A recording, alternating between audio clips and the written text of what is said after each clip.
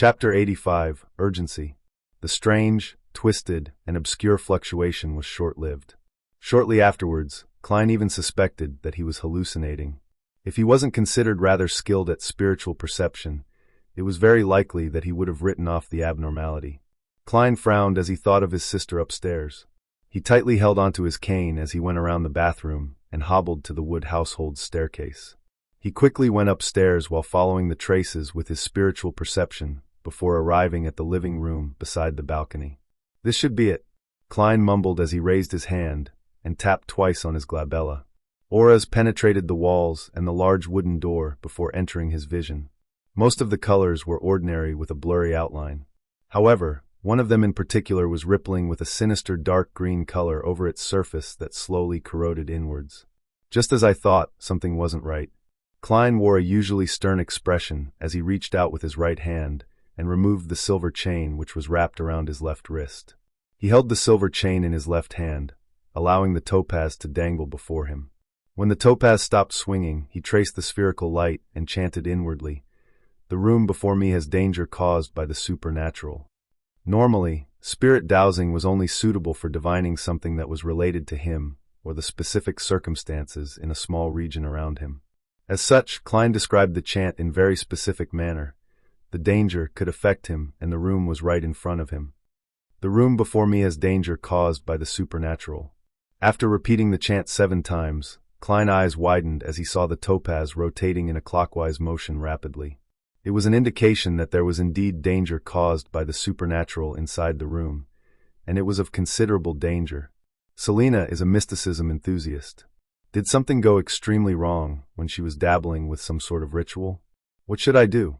Klein massaged his brows and wrapped the chain around his wrist before knocking on the door. Thump, thump, thump.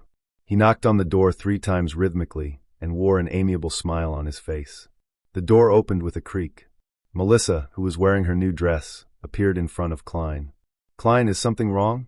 The girl didn't expect her brother to be here, so she was momentarily surprised. Klein responded with a smile, without any sign of distress. "I was just curious since I heard you gals enjoying yourselves.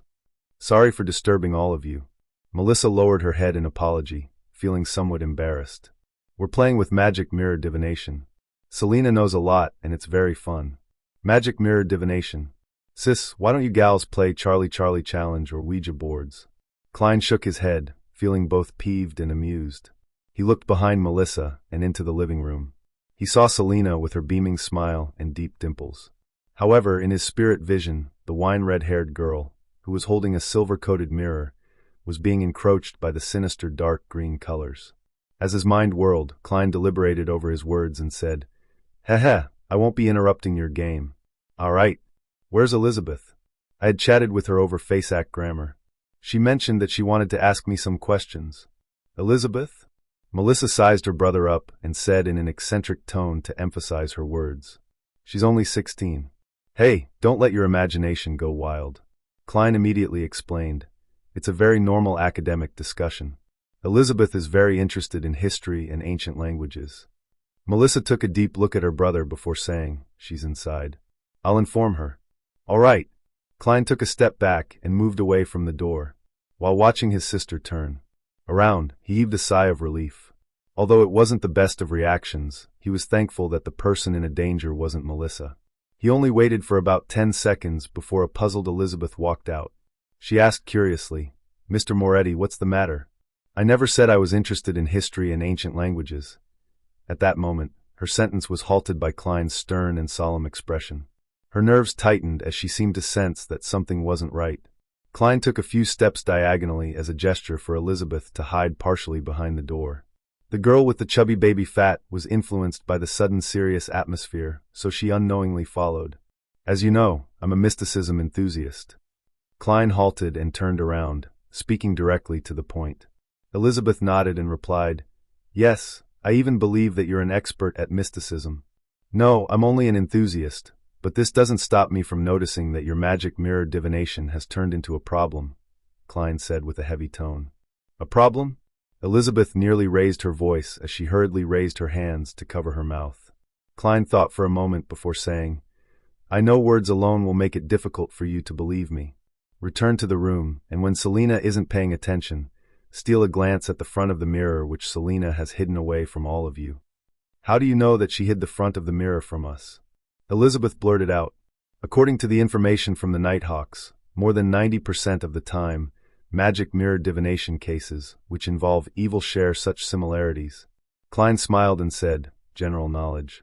When the doubtful and frightened Elizabeth returned to the room, his composed smile vanished instantly. His face looked worried. Even though we're all in the North Borough, to go from Fania Street to Zutland Street will take at least 15 minutes of travel by public carriage.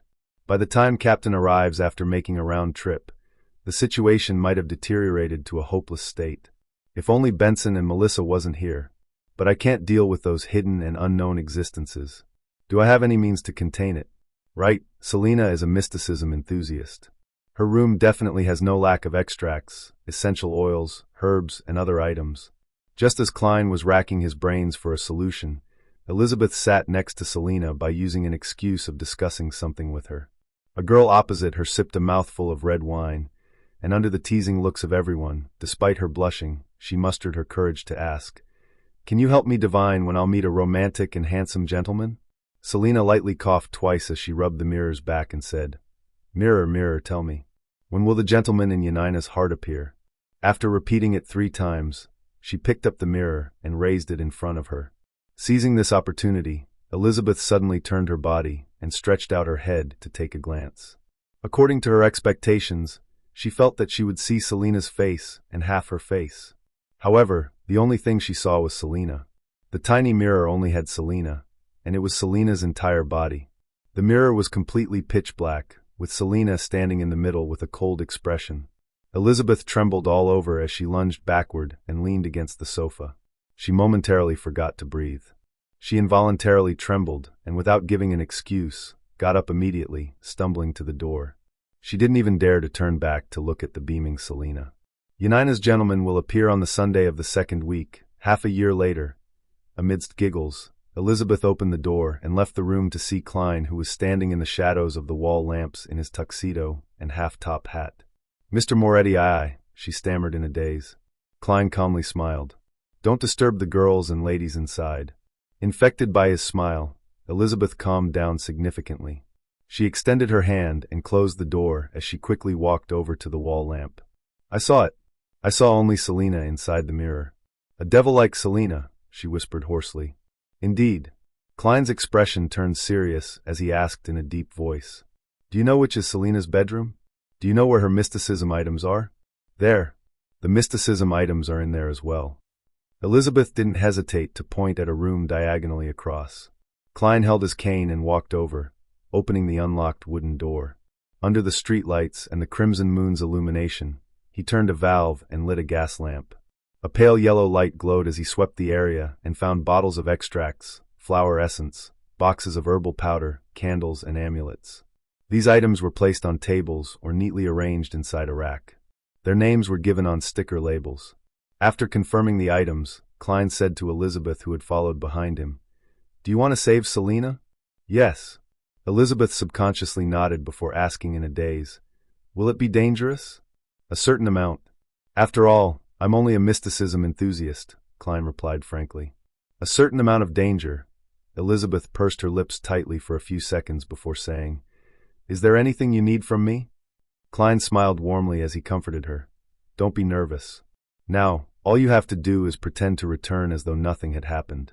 Return to Selina's side. 5 minutes later, remember, 5 minutes later, tell Selina that you have a pleasant surprise and bring her to me. Knock on the door softly, 1 long knock and 2 short ones. Following that, well, leave it to me." Elizabeth thought over it silently before nodding seriously. "All right."